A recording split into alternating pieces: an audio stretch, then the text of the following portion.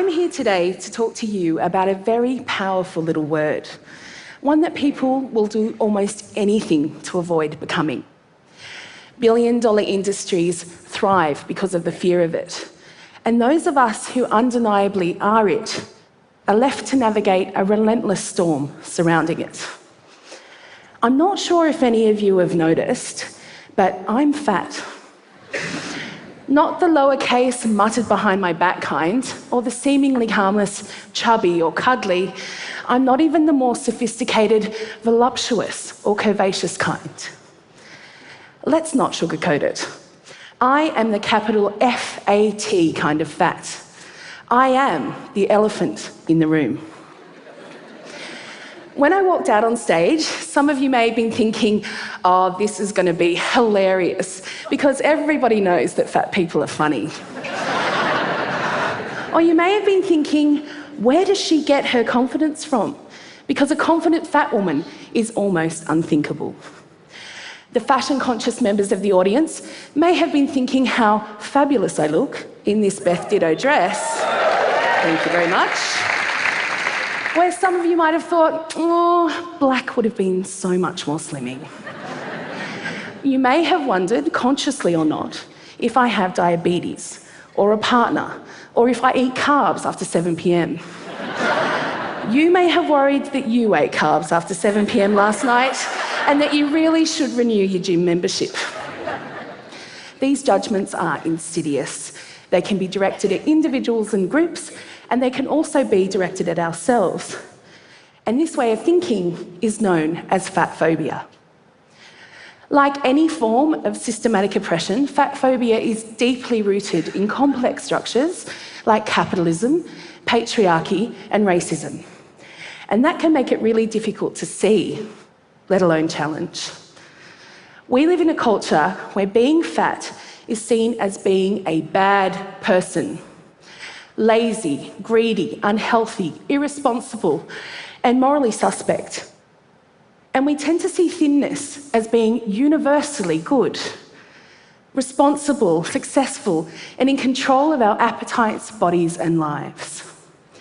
We see these ideas again and again in the media, in public health policy, doctors' offices, in everyday conversations, and in our own attitudes. We may even blame fat people themselves for the discrimination they face because, after all, if we don't like it, we should just lose weight. Easy.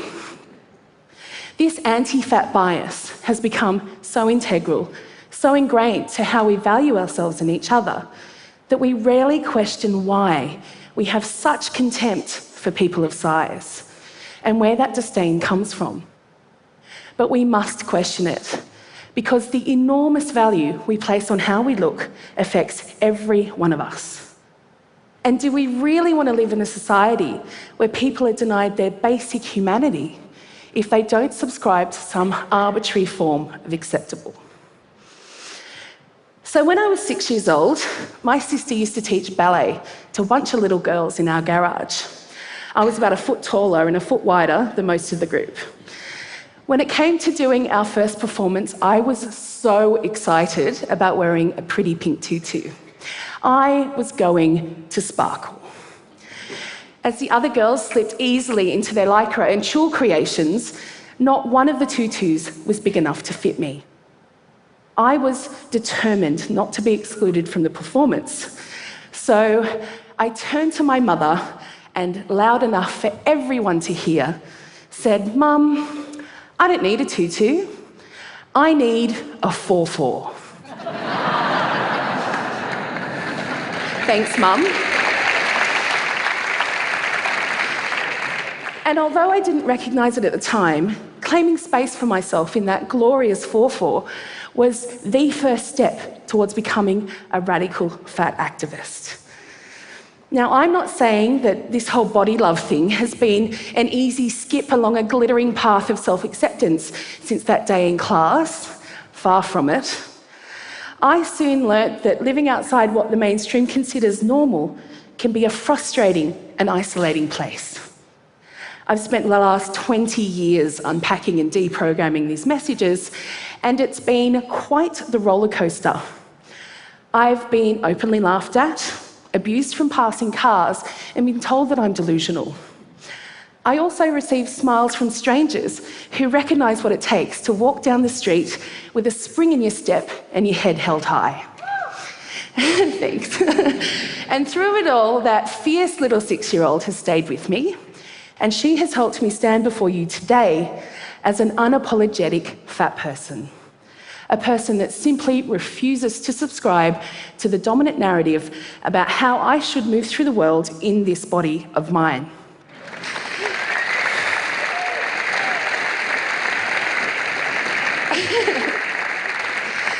And I'm not alone. I am part of an international community of people who choose to, rather than passively accepting that our bodies are, and probably always will be big, we actively choose to flourish in these bodies as they are today. People who honour our strength and work with, not against, our perceived limitations. People who value health as something much more holistic than a number on an outdated BMI chart. Instead, we value mental health, self-worth, and how we feel in our bodies as vital aspects to our overall well-being. People who refuse to believe that living in these fat bodies is a barrier to anything, really. There are doctors, academics, and bloggers who have written countless volumes on the many facets of this complex subject. There are fashionistas who reclaim their bodies and their beauty by wearing fat bikinis and crop tops, exposing the flesh that we're all taught to hide. There are fat athletes who run marathons, teach yoga, or do kickboxing, all done with a middle finger firmly held up to the status quo. And these people have taught me that radical body politics is the antidote to our body-shaming culture. But to be clear, I'm not saying that people shouldn't change their bodies if that's what they want to do. Reclaiming yourself can be one of the most gorgeous acts of self-love and can look like a million different things. From hairstyles to tattoos to body contouring to hormones to surgery and yes, even weight loss. It's simple. It's your body and you decide what's best to do with it. My way of engaging in activism is by doing all the things that we fatties aren't supposed to do, and there's a lot of them, inviting other people to join me, and then making art about it. The common thread through most of this work has been reclaiming spaces that are often prohibitive to bigger bodies. From the catwalk to club shows, from public swimming pools to prominent dance stages. And reclaiming spaces en masse is not only a powerful artistic statement, but a radical community building approach. This was so true of Aquaporco, the Fat Femme synchronised swim team I started with a group of friends in Sydney. The impact of seeing a bunch of defiant fat women in flowery swimming caps and bathers throwing their legs in the air without a care should not be underestimated.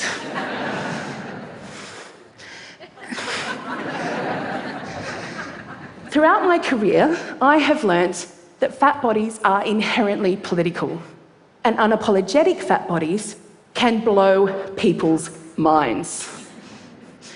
When director Kate Champion of acclaimed dance theatre company Force Majeure asked me to be the artistic associate on a work featuring all fat dancers, I literally jumped at the opportunity. And I mean literally. Nothing to Lose is a work made in collaboration with performers of size who drew from their lived experiences to create a work as varied and authentic as we all are. And it was as far from ballet as you could imagine. The very idea of a fat dance work by such a prestigious company was, to put it mildly, controversial, because nothing like it had ever been done on mainstream dance stages before, anywhere in the world. People were sceptical. What do you mean, fat dancers? Like size 10, size 12 kind of fat? Where did they do their dance training? Are they going to have the stamina for a full-length production? But despite the scepticism, Nothing to Lose became a sellout hit of Sydney Festival. We received rave reviews, toured, won awards, and were written about in over 27 languages. These incredible images of our cast were seen worldwide. I've lost count of how many times people of all sizes have told me that the show has changed their lives, how it helped them shift their relationship to their own and other people's bodies, and how it made them confront their own bias. But of course, work that pushes people's buttons is not without its detractors. I have been told that I'm glorifying obesity. I have received violent death threats and abuse for daring to make work that centres fat people's bodies and lives and treats us as worthwhile human beings with valuable stories to tell. I've even been called the ISIS of the obesity epidemic. A comment so absurd that it is funny, but it also speaks to the panic, the literal terror that the fear of fat can evoke. It is this fear that's feeding the diet industry, which is keeping so many of us from making peace with our own bodies, for waiting to be the after photo before we truly start to live our lives. Because the real elephant in the room here is fat phobia. Fat activism refuses to indulge this fear. By advocating for self-determination and respect for all of us, we can shift society's reluctance to embrace diversity and start to celebrate the myriad of ways there are to have a body. Thank you.